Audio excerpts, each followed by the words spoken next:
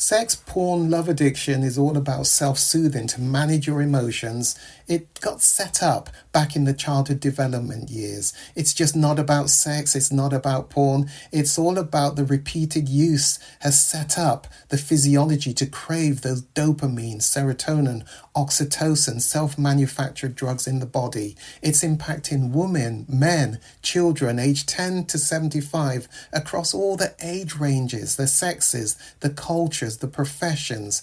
It increased exponentially during COVID lockdown and impacting so many lives. The Kairos Center has created the first online comprehensive sex, porn, love addiction. It's a video on demand recovery program which you can access from anywhere in the world and begin to see identifiable changes just within 6 weeks of beginning this weekly program. Kairos means your appointed time. Isn't it your time to reclaim your life? Bring color back to life without shame. Click the link below and begin your journey. You owe it to yourself and to others.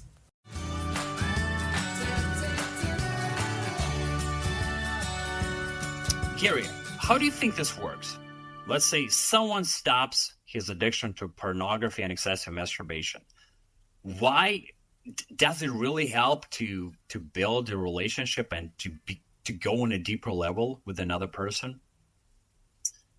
My own personal view, it's too soon. I don't talk about somebody having achieved sobriety for 1 year from the time of no acting out, whatever acting out means to you. And you define it as a client. You define what sobriety means to you.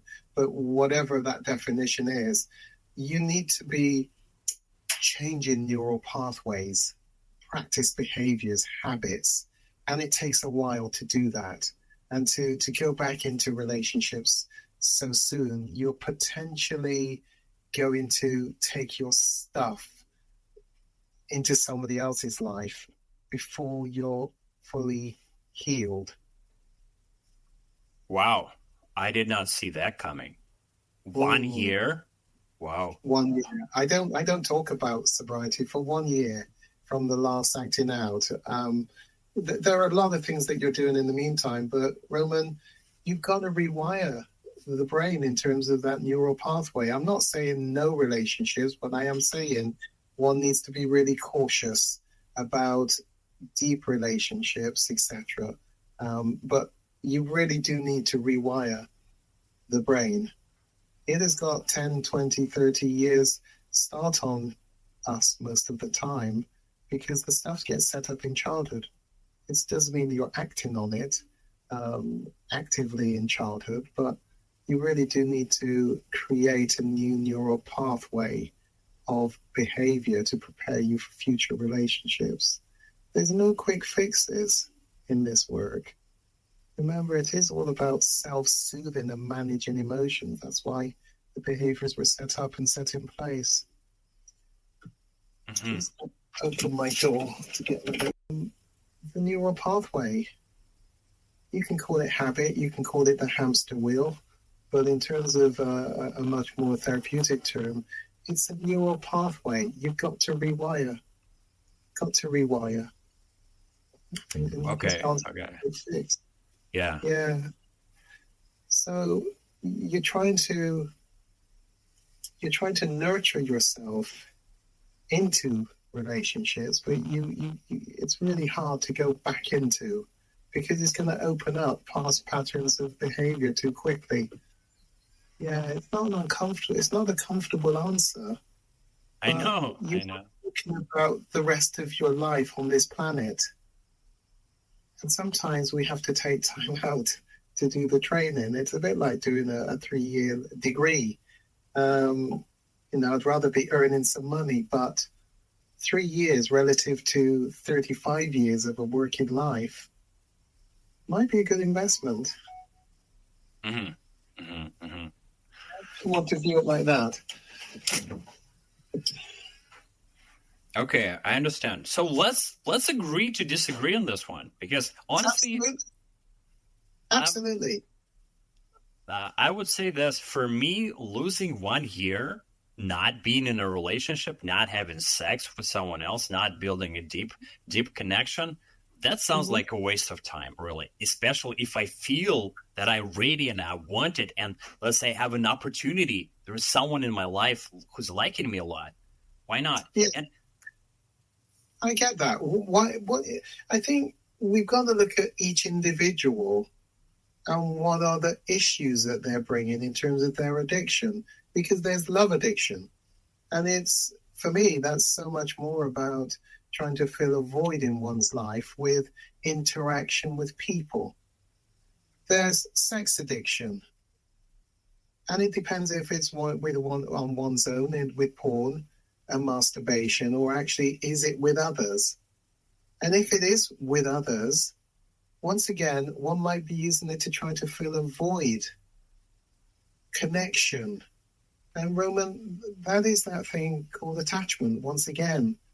And so one just needs to address the insecure attachment thing that gets set up. I'll unpack that attachment thing if folks want to.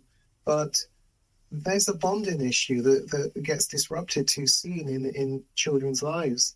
And when that disruption with the main caregivers, whether a mother or father, happens, the brain experiences loss. And it goes on to affect how we go on to do interaction in adult relationships, where we protect our heart from being hurt. And so it does mean trying to fill relationships to sort of camouflage the hurt, the pain, the insecure attachment void with other people. Involves controlling relationships, making sure if you get a hint that it might possibly be finishing, that she might or the partner might finish with you, what the brain might cause one to do is to throw a hand grenade in and blow it up before they do it to you. That's a sort of an attachment response, because you never want to experience the pain of somebody moving out of your life that your brain is remembering. And I use the little you, the little, that brain in childhood, not so much this age, 4, 5, 6, 7, 8, right up to puberty, experiences a lot of pain from that bonding, lack of bonding, and it's trying to fill it with people.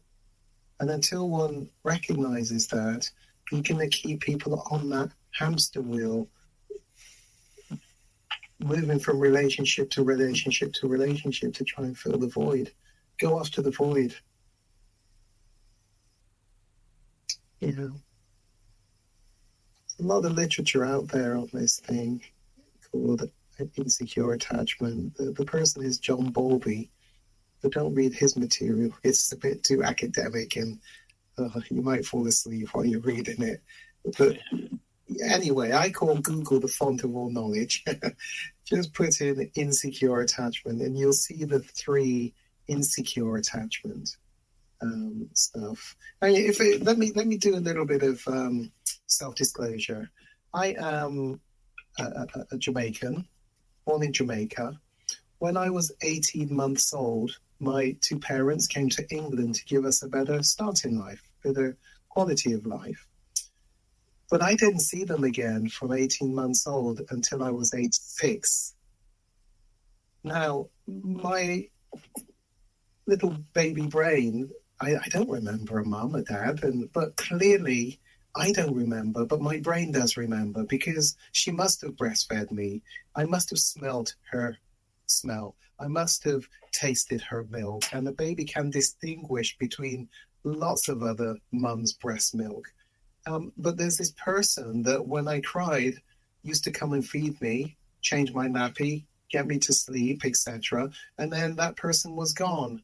I'm pre-verbal, so I don't have words to be able to understand what has happened. But I would have cried and cried and cried and cried. But eventually I got over the crying, because my brain recognized this person's not coming back. And there are some substitutes, aunties and grandparents and uncles, that are filling the void, so I eventually recover. But the problem is that crying and that pain will have gone so deep that there's a part of my brain that has actually registered it, even though I can't access it at a conscious level. It is in there. And that's why, Roman, you could be watching a Netflix film or Amazon Prime film, and one starts to feel emotional and tearful as you watch the film, and you don't quite know why.